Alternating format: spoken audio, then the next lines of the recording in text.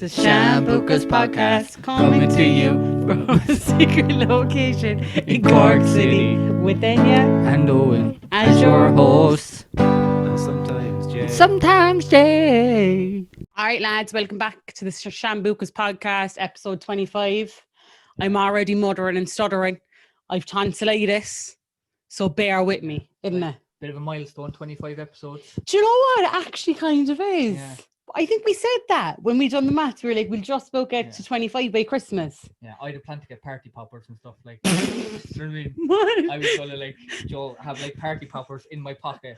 I didn't know was you like, thought it was such a milestone. Oh, it's You 25 never episodes. talked about this. Yeah, I was just curious to see. So What? Are you serious though? Are you Yeah. joking? No, it's So serious. you actually had a plan in your head that 25 you were going to do a party I poppers. was gonna let you say like episode 25, and then I was just gonna whip out party poppers and start doing and shit. Well, lads, I don't know if he's going to show it, but Owen's in funny fucking humour, aren't you? Yeah. Since last night. Yeah, 20. We'll do it on 50 episodes. We'll do party poppers. No, that's not. That's too far away now. That's double the time. What the I'll do fuck? it on like episode like 47. Will you do it on 30? Catch us off Will you do it on 30? Alright, do it episode 30. Okay. Well, no, okay. Just so I don't expect it. Between episode 25 and 30. Alright. Yeah. For episode 25, because you fucking forgot. Okay, You were fair surprised that you were going to do. Yeah. Anyway, what I was going to say is we have PDK Fitness on Paddy. He's brilliant. We were chatting for so long before we even started. Yeah. And before we get in, I just want to explain to everybody, usually as people know, well, I'd say people who listen don't really know, but what I do is I script a questionnaire with the people who are coming on the podcast. But I realized the layout was good, like, you know, everyone appreciated it, whatever. But I think it would be a lot cooler if it was just like, you know, for example, it was me and I was like, hi, I was born, and then this happened, and then this happened, then this brought me to here, and just we'll bring in questions as we go. I just think it's I'd love to lie down and listen to somebody tell their stories from the beginning. Yeah. It feels like you're in it, you know what I mean? Yeah, so we'll try it out anyway. We'll see how it goes. But I think it'll go well. Yeah, and this episode is proudly sponsored by MT Fitness. We'll get back into it halfway through. Yeah. Right, Paddy, how are you? I'm fucking phenomenal, Sam. We were doing so much chats even beforehand, weren't we? We're all eased in now. It's all good. Nicely eased in. So Will we start it off from the beginning of how old are you? And where were you born? I'm 24 years old, not gold. I was born in Galway City, Ireland, and I am currently an online coach and mental health advocate. Class. I actually didn't know you're 24. Yeah, it's something like one of the coaches was like, I thought you were 17, man. I'm like, man, I'm older than you, bud. Barry has anyone who doesn't know who I'm talking about now, Barry, what Barry's Bods, right? Barry's Bods, yes. Yeah, he had a poll up today. I don't know if you've seen it yet, Paddy. Spoiler, everybody, Paddy and Barry are friends. We have all of Galway on. It's fucking mad. But Barry had up a poll today and he was like, guess my age. I was like, fuck. I guessed 22. Am I right? He's 22. Yeah, he's 22. What? I thought he was 21. I'm delighted.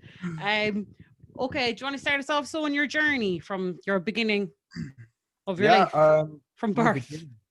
From birth. Okay, I'll go from birth. I suppose I was saying this in my mom was saying this to me years ago. She was like, it was when I came out of treatment.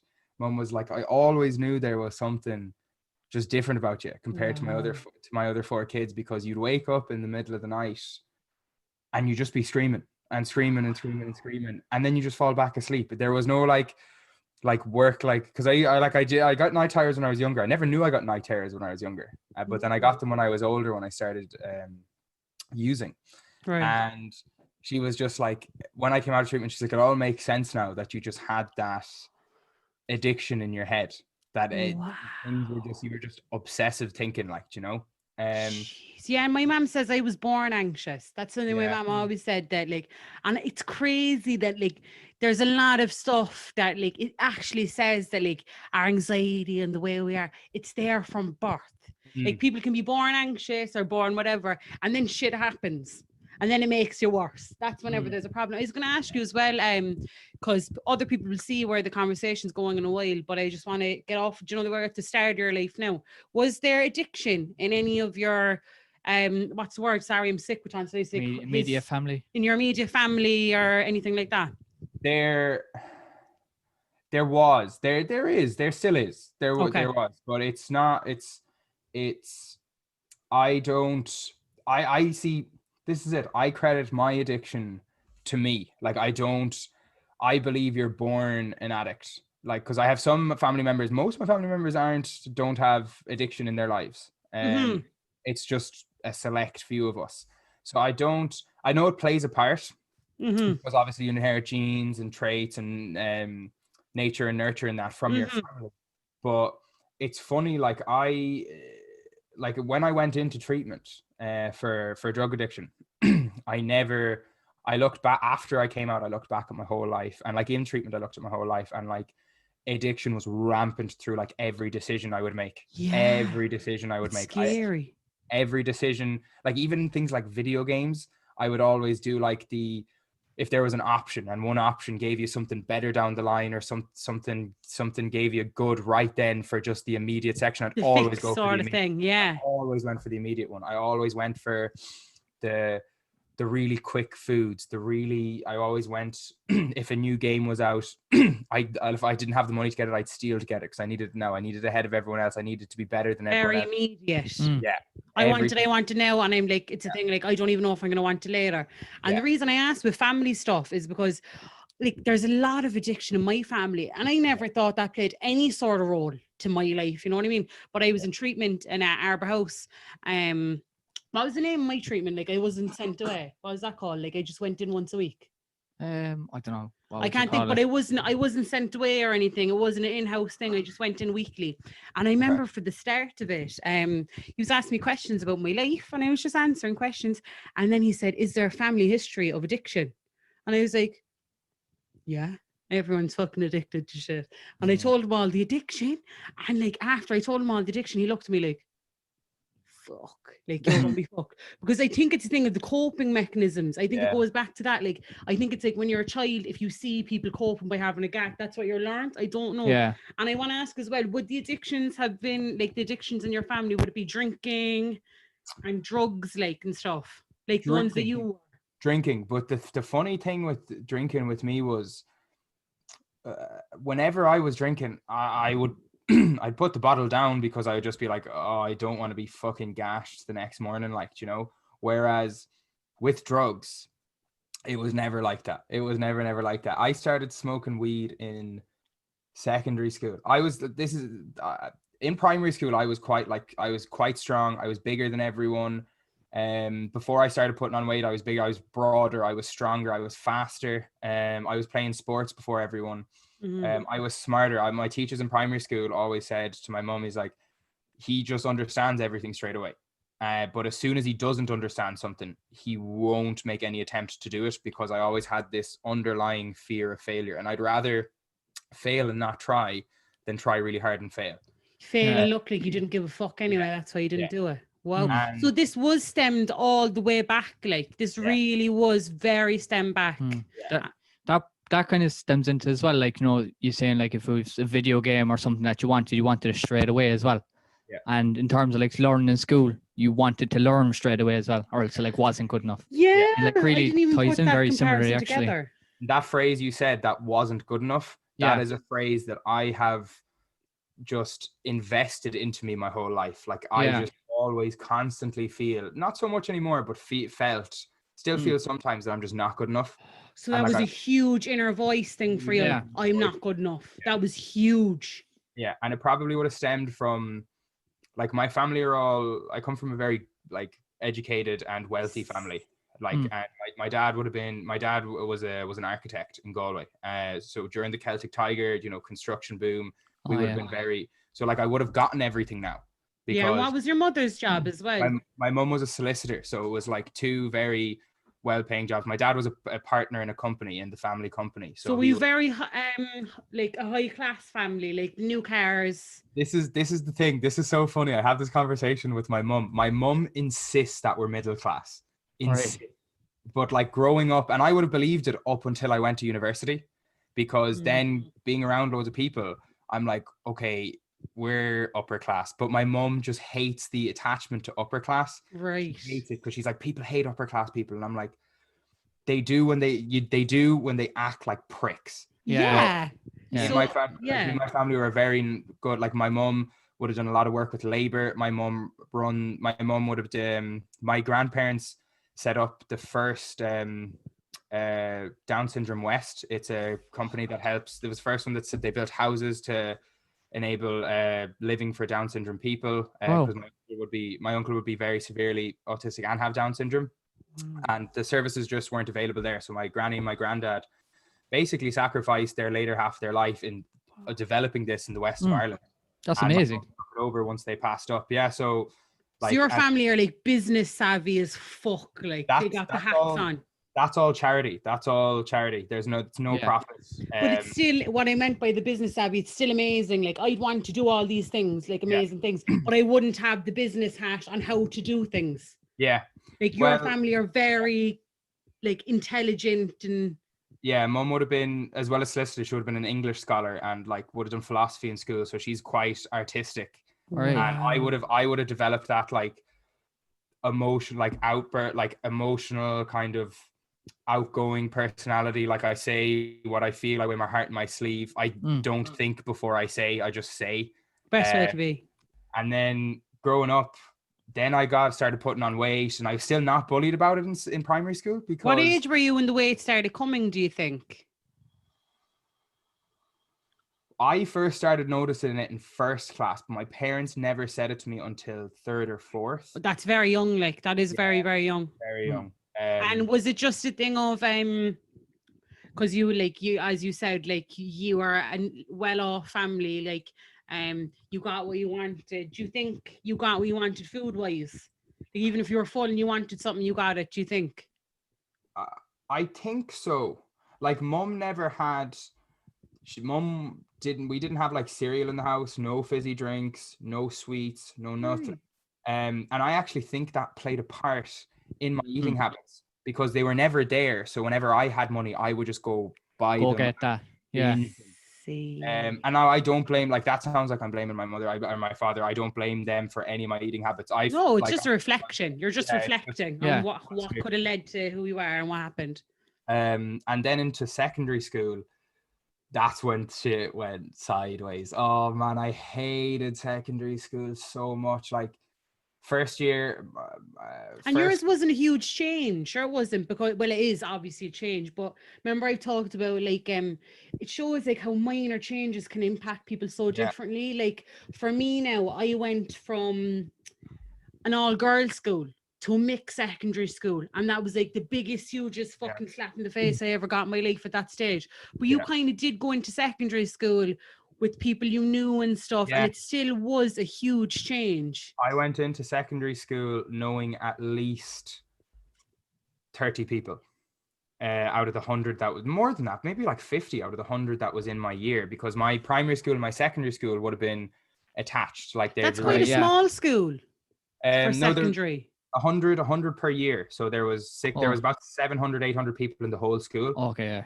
That's a decent school. Oh yeah, it is. I think lads, we had to bear with me with my tonsillitis. You know, for some reason I thought there in the whole year. I thought in my old school I had 1,000 people per year. That's where the brain is, right? So let's just bear with it.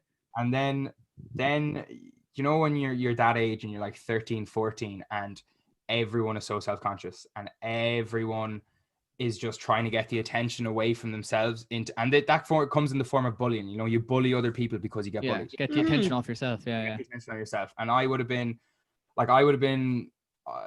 started, when did I start lying? I started lying as far as I remember. I would just, because I was so self-conscious about myself, and thought I was so uninteresting and just such a boring person. I would just lie. Not good enough. Your permissive belief. I thought I was not good enough. I would just lie all the time about stuff. Wow. Would it be very minor things that just make you sound cooler? Yeah. But even things like, you know, I remember in fourth class, I was like, oh, my auntie lived in Australia, which is true. but she brought back a tiger and it's living in my back garden. Right, Yeah. so it would have kind of been based on things that were going on, but it wasn't cool enough Yeah. to add the erratic part to it, like I'm Yeah. up, And like, because you felt less, so it was like add something on. and like when you were telling those kind of small little lies and stuff like that, like were you clocking it in your brain and saying like, oh, why did I say that? That's really stupid thing to say, or was it a different? No. It was just natural. Yeah. I'd look at it, see now, if I was telling fibs whenever I was in fourth class, in my brain, I think it'd be looking for the face, like someone to go. And then once they do that, I'm like, oh yeah, they think I'm cool. Yeah. That's exactly it. That's exactly what I was. They think I'm cool. Yeah, and if someone went like, shut up, no, that's not true, you'd still be getting attention. Yeah. Do you know? So that's the thing. But like, as you said, like going back to your family, like there was 4 children. I'm sure you did get a lot of attention and stuff, but it just went back to the permissive belief that you weren't good enough. Yeah. And were you ever told that? Because a lot of the time, that what I've learned now with my positive psychology course and stuff like that, it's really interesting. A lot of people say their inner voice has to come from an authority figure, like a teacher or something like that. But that's not true. Like, I have a permissive belief my whole life that I was fat, but it was actually because when I went to the fridge, my dad would give me an eye roll. He wouldn't have said you're fat, but like, for example, like looking at your X's on your fucking test in 4th class and just giving the eye of, that's enough for that I'm not good enough to come in. It doesn't have to be wordy, but can you remember anything? I think some of it would have came from my teachers, because they would have been like, he has so much potential, but he's just not fulfilling it. Now that's I was heavy. But like, this is the thing. They were 100% right. They were 100% right. Like I know if I tried in tests in school, like in my leaving cert, in my mocks, I got 485 without lifting a fucking finger. Nice. And then everyone's like, oh, mocks are way harder than the leaving cert. And then I dropped 130 points into my leaving cert. I would have gotten into my first choice, would have been law, but I got into arts. Now I'm so happy these things happened along the way, because now I'm here. You know? Oh, of course. Now I'm here, and all of those came. So it's character building. It really is. People who have a trouble, like, and like I know, as you said, like that look, your childhood was great and stuff like that, but people can still have a troublesome life. That's a big thing, and it can be greatly self-inflicted, and that doesn't take anything away from how hard it was. But I really think, and this is the craziest thing I think I've said in a while, but like, people who go through shit like that when they're young, it's fucking huge character building. They be 20 fucking whatever with their head and their shoulders, and they know how to behave. Like it's handy. I have a few cousins now, and I was raised in the sense of there was a hard childhood, but then there wouldn't have been. And I think one of my cousins was going into 1st year and he still believed in Santa. That was how nice it was for them. And then it's like the real world isn't there, you see. And that's why I think we do have a better up in a sense. Yeah. And like with your parents being kind of like, they both had really good jobs and stuff like that, did you feel like you kind of had to live up to that expectation of having a really good job, like when you were in secondary and stuff? Do you know, this is something that I still actually don't know the answer for. My parents never, ever pushed me down a certain route. They were just like, you do what you want to do. Now, in my head, I wanted to be, what was it? My whole life my mum, everyone that knows me really well, it's like, Paddy has a really keen sense of justice. Like in school, even if there was a fight between like my best friend and someone that I fucking hated, if the person that I hated was right, I would say that to my friend at quite a young age, which is seen as taking sides when you're like 8. But like now, like if I do that with people, they're like, okay, fair enough. Why are you taking his side? Yeah, you're giving me an smell objective. like shit. But it's like, no, but you do smell like shit. Like, you're honest about it. So you're a really good like mediator, I suppose, and like good judgment of character. Yeah, like dad's now retired, but he's actually he's an arbitrator, which is like, it's like a judge, but if the case isn't big enough to go to court, they get a third party and they hear it's just these like, it's like a courtroom, but it's just like in an office. Mum was a solicitor, so she would have been a lawyer as well, good judge of character, justice. So I have that in my, it's in your tray. You have it. It's in my nurture. And then mum and dad growing up, they would have been like, you know, I was playing rugby and my family are a huge rugby family. I would have been, you know, I would have been very overweight and not really paying attention to playing, but I was on the A team. Like I was on the A team. I was on the bench for fella. I was on the bench for the A team. I came off the bench and I just run through lads. Yeah. And then I fell out of love with the rugby, and I think that kind of broke my dad's heart a little bit because. And can I ask you a question? Actually, sorry, no for interrupting, but you know that you had the permissive belief about not good enough. Yeah. And then whenever you were playing rugby, and you were huge, and you were running through all the fucking fellas, was it still not good enough? The funny thing is I was in that age group. Scrums were just becoming a thing, and I remember the guy who I was playing behind. Whenever I would come on, he would shift position from the middle of the scrum, the hooker, to one of the props, and he hated that. He hated when I came on, I was the hooker. Yeah. And because I was better at it than him, but they needed him in the starting lineup because the guy in prop was that good. They needed him there. Okay. So he would, when I would come on, he'd be like, I'm going in the middle. And the coaches would be like, no, Paddy's in the middle. Get Paddy in the middle. What are you doing? And he'd be like, you're not able to do it, Paddy. You're not able to do it. And I would have been bullied in rugby for being overweight or being. So it was still there. It was still, it makes sense. There was still no matter what you did, there was still something. Yeah. And I couldn't. When did the bullying begin? Bullying started in secondary school. And I think that's when the rugby started too. Yeah. Okay. That's when the rugby fell off. I was doing rugby in primary school. That's when I stopped doing it. I went back to the have you. Yeah. But secondary school would have been probably the most pivotal point in my life.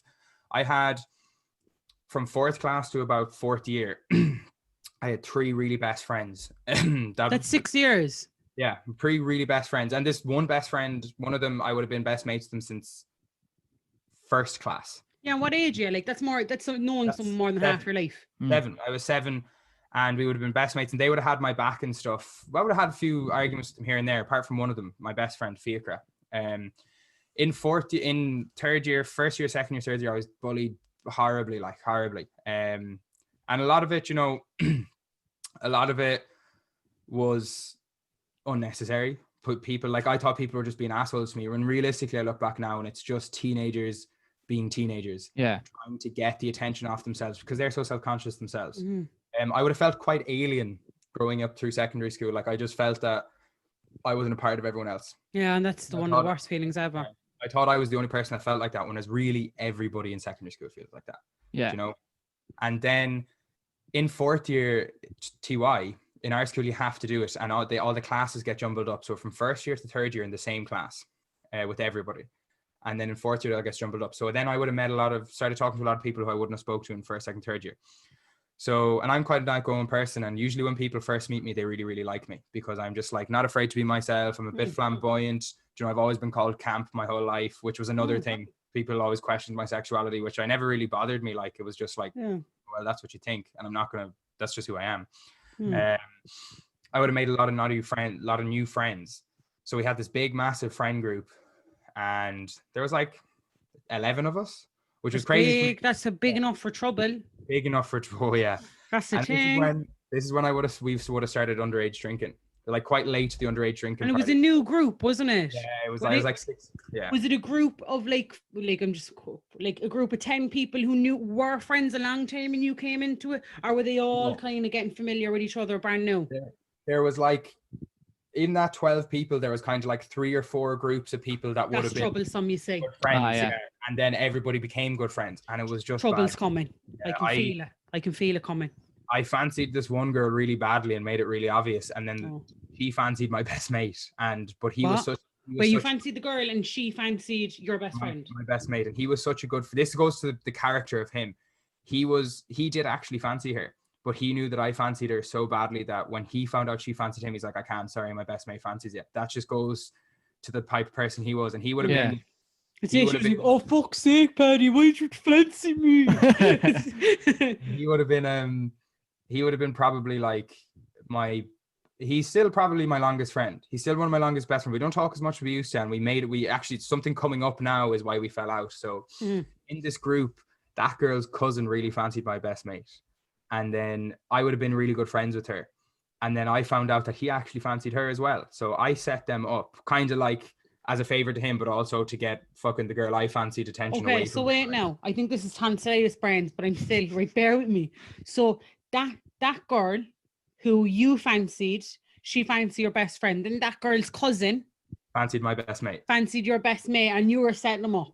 Yeah, and then he was like, "Oh my god, I actually fancy her way This more." is pure big mouth, isn't it? Yeah, it is, isn't it? I love Yeah. it. I love And it. We just finished watching the season 4, like. Oh, So brilliant. mad. He was Yeah. talking there a second ago, you were Paddy, and I was thinking, is that like the anxiety mosquito? Like fucking Yeah. pure that shit. Sorry, go on anyway about that.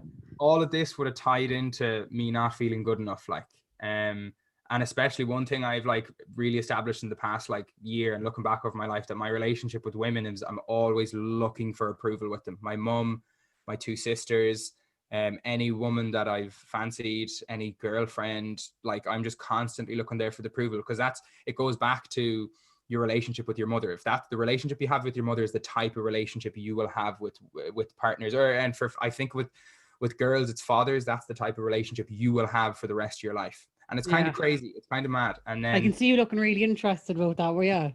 Yeah, it's Because interesting. it's so interesting, isn't it? I've never heard that before. Like, I don't know how I'd be like your mum, but maybe it's because I gives out. Well, am I like your dad? No, do you know the way I'd be like, do this there for me now, and you do it. Maybe that's because yeah. your mum would have been like that. Oh yeah. See, do you know what I mean? It Yeah. is actually really a it's thing. It's a thing. So then I set him up with his And as girlfriend. well, sorry, do you know in that group of friends, did anyone fancy you? No. See, that adds to it. That adds to it. That adds to then wanting the self-approval, because you're in this new group, you're in 4th year, and they're all like, all the girls are fancying the other fellas. It's like, what do they have that I don't have? I'm not good enough again. Here's the proof again. And then I set him up with his girlfriend, and they're actually, that was in 4th year. They're still together to this day, 8 years. You did it. Now I did set them up, and they fucking deny it to this day, and we had a big falling out over it. I have your back. Yeah, thank you. It's on the podcast now. The whole world knows now. Nick, watch out, boy. I had an argument with her, and then in the meantime to this, in this friend group, I was falling out with people left, right, and center through lying and just. Was he arguing whenever you were kind of drinking and stuff? Yeah, and sober as well. It's like at first it was drinking, then you'd make up, and then like it like went into when we were sober. And at this age, where would you have been drinking, and what would it have been? Kind of in just people's houses. Like we'd mitch school or bunk school, and we'd go off drinking in people's houses, or we'd go to like a park or down Salt Hill, bushing. And it would have been naggins, like, you know, my very first time drinking, I had 2 naggins. So like, that's heavy addiction. Information there. That's addiction, like, you know. I'm sure my first drink. Do you know what? That's addiction. Oh my fuck! You have to go hard or you go home, like, you know. I'm shocked. My first drink. Me and my friend had a flagon each down my field, right? Yeah. I had my flagon and I was goose bean, but she had a bit of her flagon left when she collapsed and I had to drink it. The addiction was even there. Yeah. I can't believe it. Yeah. If you look back at it hard, you can look at it like, and then, so I had a big falling out with her. I had fallen out with other people. So and he would have stuck up for me. Sorry, not stuck up for me, but would have stayed friends with me when all these people were falling out with me. And would the falling out have been over the minor lies because you felt like you had to be cooler because you did feel you weren't good enough? It was more the way he phrased it to me. We only spoke about it in April this year. Okay. Wow. We've never spoken about it before. And he was like, it wasn't the fight with my girlfriend. It was the constant lying and people just constantly at me like, why are you friends with him? Like, why do you always have his back? He's not good for you. He uses you, this, that, and the other. And he was like, honestly, Paddy, it was just the straw that broke the camel's back. And he said to me, and I started crying when he said it. He was like, that was the toughest day of my life and he phrased it like this: you're the only person I've ever broken up with. He was like, it was do you know what? You're the example, because I went through I had a really strong friendship, and she got more hooked to fucking drugs than I did. Yeah. And I had to move away. But that was really hard. Like, it's really hard because it's even like a breakup whenever you're that age. You kind of expect breakups and stuff. But with friendships, it's this belief that you're in it with me forever. And like that person now, it still comes back to me. Like that still affects me. It really, really fucking troubled me. And people think that I know he wasn't a toxic person to you, whatever, but bad fallouts or breakups and stuff doesn't have to be with a significant other. Like it can be with a friend. Yeah. And he would have been like the one constant in my life, apart from my family. So then when he went, a lot of the people that I would have been friends with, who would have just been friends with me or civil with me because he was, they all changed. So he was the boss, kind of. He got everyone else civil with you. When he gave up, everyone else was like, not really. Like, he was just such a nice, lovely, kind, calm person that nobody could, like, it was kind of like one of those things. If he thinks Paddy's a bad guy, Paddy's a bad guy. Yeah, right. Do you know? Right. And so his opinion was important to other people. Yeah, I don't blame him for that at all. He felt like he did what he had to do at the time, and he still to this day, he's like, if it happened again, I would. And I respect him for that. Because, you know, secondary school is tough on everyone. And then, so when coming into 5th year, that summer I went on antidepressants. You went from having one friend and your family to basically no friends. Yeah, I went from having 3 friends. Oh yeah, there was 3 to 1 to none. 15 to 1 to none. And how long was that period over then? Was it like quickly or? Less than a school year. Less than a school year. And see, you started, like, as you say, you're someone who suffers an addiction, and that was the age when addiction came into it and everything snowballed. Yeah. That year. And then that summer, my mum was like, I think you're depressed. And I was like, I think I'm depressed too. And then, so going on antidepressants when you're like, you know, 17, 16 is like, if that gets out in school, that's a big thing. Like, you know. Good point, actually. I never got shit for that, but people kind of knew. And then 5th and 6th year were just miserable. I was hanging out with people I didn't actually like, who would make fun of me. And it was those type of friendships. Isn't it? Those type of friendships where I made fun of them, they make fun of me. And we both all take it to heart, and then we get nasty to each other, but we could never say to each other that we didn't like it, because that's weakness, you know? And then, so 5th and 6th year.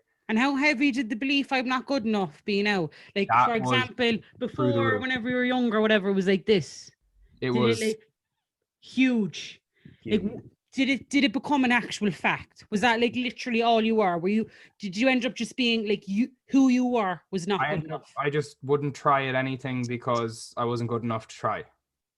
I got to the point where I was lying so much that when I was telling the truth, I didn't know I was telling the truth. I had started smoking weed at this stage, and I would Mitch double economics on a Friday between lunch, and between break and lunch we had 2 classes, and it was a double class, so I'd Mitch that every class and go smoking down in one of my friend's house. We're very similar. I used to do that before, I think it was before youth reach. So whenever I was introduced to weed when I was 14, but I didn't inhale it properly. It was whenever I was 15, I think I started inhaling it properly. But whenever I was 17, before I went to youth reach, I'd have a joint, like, and people like, come here, look, I don't give a shit who's listening now when they smoke weed. All right, do that, I don't care. But if you're underage and your brain isn't developed, don't bother. Like, here, I'm like, I can't think straight a lot of the time. My memory's so shit now over fogging. And like Dr. Phil even says it, like, and Dr. Phil's the man. He says like, yeah, right, look, fucking do your drugs, like, but like just not whenever you're not. Yeah. Your brain isn't developed. That's when it's huge. Like my cognition now, it's probably the thing I miss the most, cognition. Like when I'm sitting down to work or to study, I can't do it for longer than 45 minutes because my brain just starts scattering. And then if I sit down, I'm like, no, I'm going to do an hour and a half. For that last 45 minutes, I'm not paying attention. Then I get up and I try and remember everything. And I'm like, I don't remember it. And then instantly, and I'm like, I don't remember it. I'm not good enough. Oh, so right. Yeah. It goes all the way back. So then when Leaving Cert happened, Leaving Cert was just a shit show. It was just, I feel like every day was shit. So it was the heaviest part of the depression the heaviest part of the depression. Yeah. Okay. And then. And was the medication working? I'm not sure. I ended up just stopped taking it because I was just like, oh, fucking, I was just too lazy to take it, to be honest. I was like, I thought the weed was working more than. And I changed that from too lazy to too depressed. Yeah, because you can actually get too depressed to take the medication. You can get too depressed to even bother. Yeah. And I know you said lazy, but that's your inner critic saying you were lazy instead of depressed. You were depressed and you couldn't help that. Yeah. And then what else happened then? So then Leaving Cert finished and it was like, thank God, you know. Then into college, first year college, first arts in NUIG. And how come that came about? Because, like, I know you didn't give a fuck at this stage. Were you still just plodding along, or did you have the goals in your mind that you wanted? I wanted to get into psychology or law, and I got 485 in my mocks, and I was like, okay, I'll get into law. I need another 25 points to get into psychology. I'll easily do that with a tiny bit of work, because everyone's like, mocks are way harder than leaving cert.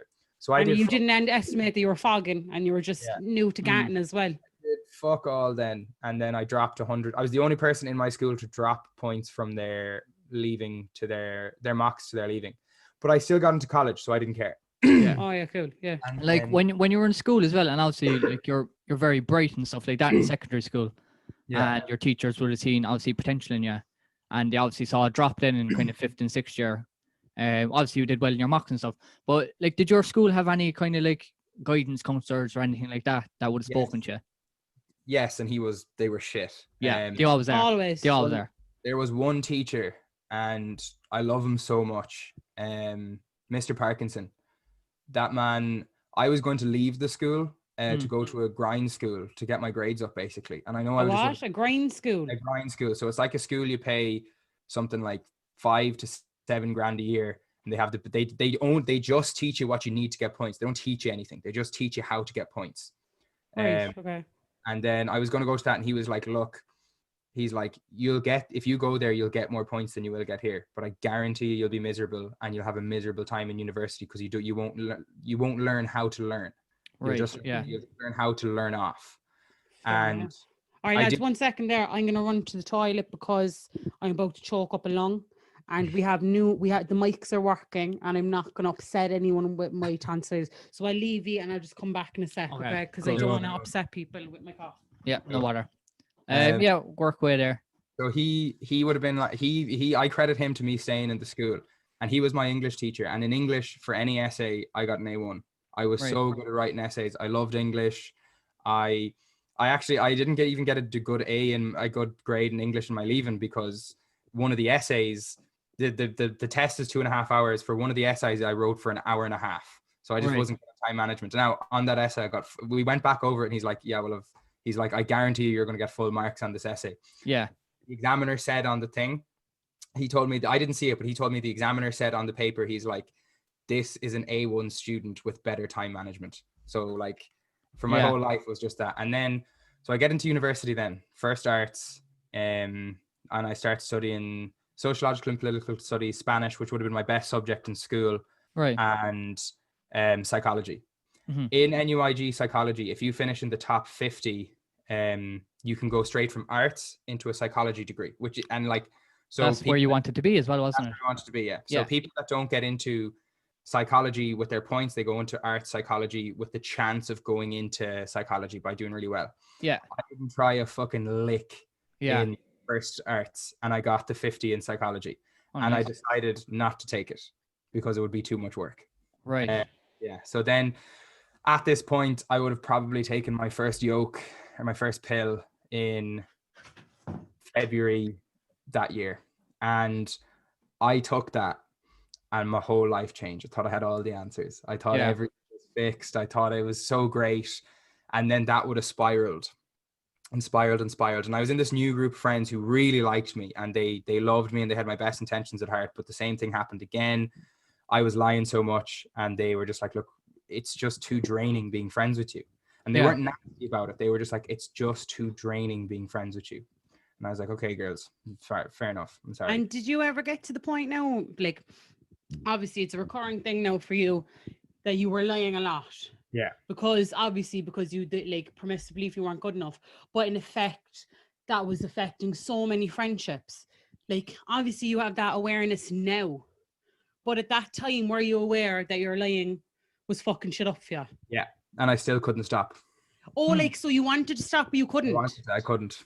Yeah. Oh, because I suppose it'd go back to like, all right, look, I'm not going to tell a lie, Like, I can't tell another lie. But then it's like someone asks you a question and you're scared you're not going to be good enough, so you have to lie. Just became a habit. Wow.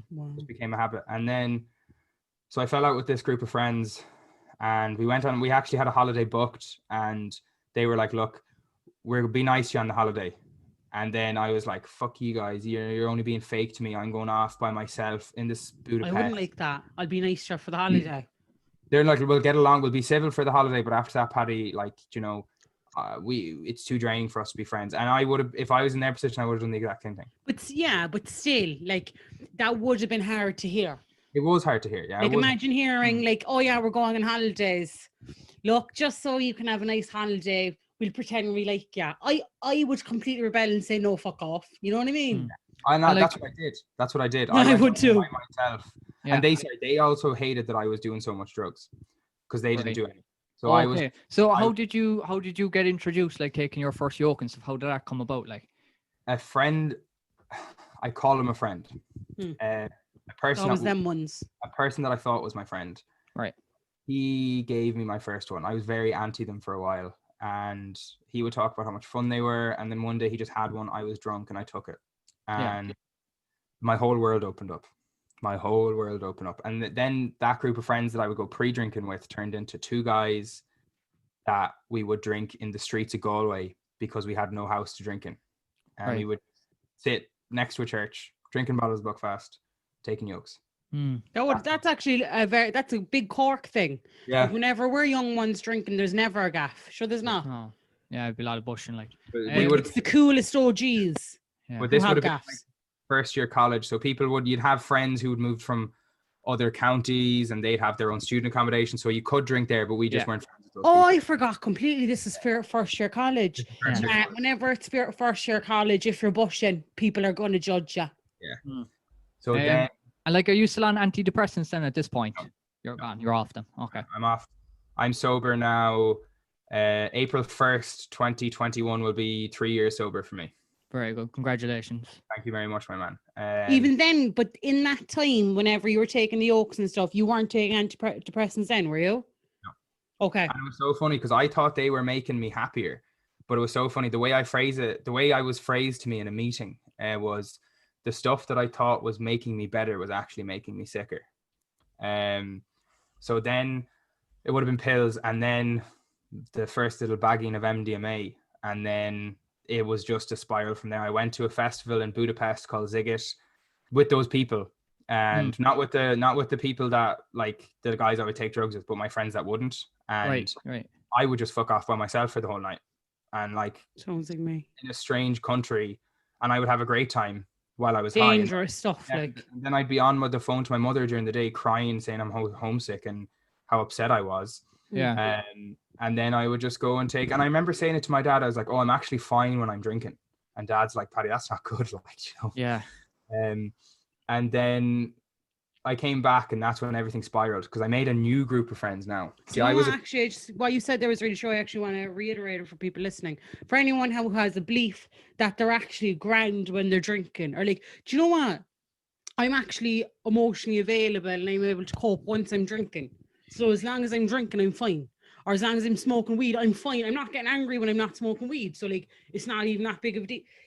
It's a serious fucking deal. If you need the drink, or if you need whatever your addiction is, if you have the belief that that's what makes you normal, then that shows how mental your insides are with the drug. So that is a big sign you have an issue. Another one as well is, like, people think that they need to have a drink to go socialize and stuff like that. Yeah. You know, that's a massive one. That's a big red flag, like, you know? I was talking to a friend, and he's like, I need a drink to go up and talk to a woman. Yeah. I'm like, buddy, like. And if you say, like, if he is saying, I need a drink to go up and talk, he's going to believe it. Yeah. Yeah. You know? Yeah. And so then I would have made a brand new group of friends through my friend that I thought was my friend, and they all took drugs. So I was like now accepted to be the person I was. So I was okay to do drugs in front of people. I had never experienced before. I thought I was home. It felt like I'm actually accepted now. Yeah. And like, my friend at this point, he would always be telling me like, oh, they don't like you, or they don't like you as much as me. And then we went to this one festival with them, and he would have been like, actually, Paddy, do you know, you weren't, and he phrased it like this, you weren't annoying at all. And I was like, great. Yes. Like, that kind of toxic mentality that he was giving you a lot of validation. He was giving me a lot of validation and invalidation. Like, he would always tell me, so was that a very toxic friendship? Yeah. And That but I sounds thought hugely toxic. Like, when I got validated in the phrase of you actually weren't annoying, I was like, yes, these people yeah, like me. like you actually weren't annoying, as if to say, for once you weren't annoying. Yeah. And then so I became really good friends with these people, and I'm still very good friends with some of them. Yeah, and you said as well, you said you felt at home with them because they were like you, but realistically, they really were. They were all, and I know, like, if you look at it on the easy way, they're all just an addiction like you are. But people who are addiction are sad, and they don't feel good enough, they don't feel adequate. So you were with people who were similar to you, you know? Now, that doesn't make it good, you know? In that group of friends, half of us were an addiction, and the other half were just doing drugs. I think there's a big difference. They could recreationally do them. Yeah, they can go home then and be normal. Yeah, which for some people is like very difficult to do. Like obviously me, I'd find it very hard to do. I can't do it. Recreationally, you would. No, if you're an addiction, you can't do it recreationally. That's the difference. Yeah. If you can do drugs recreationally or drink, you can just have one drink and go home. You're not an addiction. You can't do that. You're an addiction, you know. And I used to be able to have one drink and I could go home, but the one drink always started the line of thinking in my head, oh, I want to go out, I need a bag. So like in theory, like really I couldn't, but like I could have, like if it was the middle of the day and I was sitting down having a pint, I could go home then and that was fine. But 9 times out of 10 I'd be texting people, oh, let's go out, because the thinking was started in my head. And maybe you wouldn't have another drink because people wouldn't reply or something. That's it. Yeah, that's happened to me a lot, but you still wanted to, so you basically did, you know. And like when obviously you're getting into kind of taking pills and stuff like that, were you getting like really bad come downs and stuff like that? Do you know, yes and no. Right. Yes and no. Like there'd be times where I wouldn't, and there's times where I would. But in that group of friends, like the ones I'm friends with now, you know, they have their shit together. And you know, one of them, he's now streaming. He's one of my best friends. Like, you know, we can go months without talking, and then when we do talk, we pick up right where we left off. Those are real friends. Yeah. He's working in an engineering firm. He's a part-time Twitch streamer. He's loving life. My other friend, you know, he's studying to be an architect. You know, he barely drinks. These two guys barely drink. They're like, fuck me, Paddy, ever since you stopped, they stopped as much to support me. And now they are just like, we rarely do it, and when we do, we just don't like the after effects, so we just rarely do it now. And I'm like, boys, I'm sorry that I ruined it for you. And they're like, honestly, man, in a way you did, but in a way you kind of opened us up to like, there's so much more in life. Yeah, because drink's poison. Yeah, so true. It's just poison. If you can stop someone from doing it, that's amazing. Yeah. With myself as well, like I stopped drinking like kind of in February of this year, and I've noticed like friends of mine as well, they've kind of eased off drink as well. So like when you do something like that, it does have a knock-on effect here. People that are close to you. I just realized, are we the sober club? The three of us. A little bit, yeah. You're 14 months, aren't you?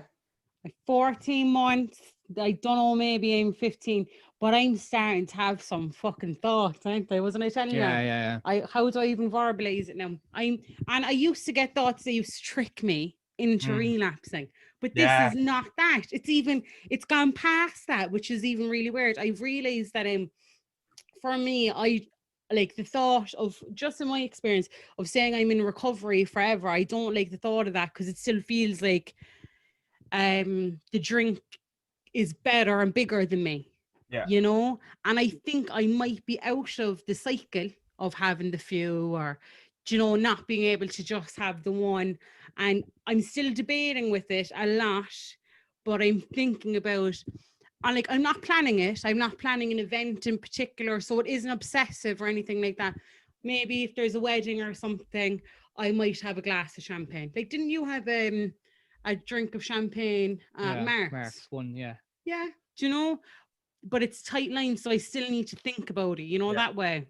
I've had those thoughts too, and like I said, sometimes I'm downstairs in my kitchen with my brother, and I'm like, I think I'll be drinking, you know, so at some point in my life. But the way I kind of see it now is I just try and stay sober for today. And that's what I've done for 2.5 years. And for me now, the way I see it is I have people that depend on me. You know, I have people that depend on me for their fat loss goals, you know, in turn gets them more confidence. And will one drink get me back to that stage? No. But will it maybe possibly start another cycle? See, it's the maybe, innit? Yeah. It's the maybe. And that maybe for me isn't worth it anymore. Yeah. But I'll just get back to so this group of friends. There was always falling out. Now there was a very toxic group of friends. There was people in relationships. One which I won't go into because it's not my story to tell, was one of the most toxic things I've ever been a part of.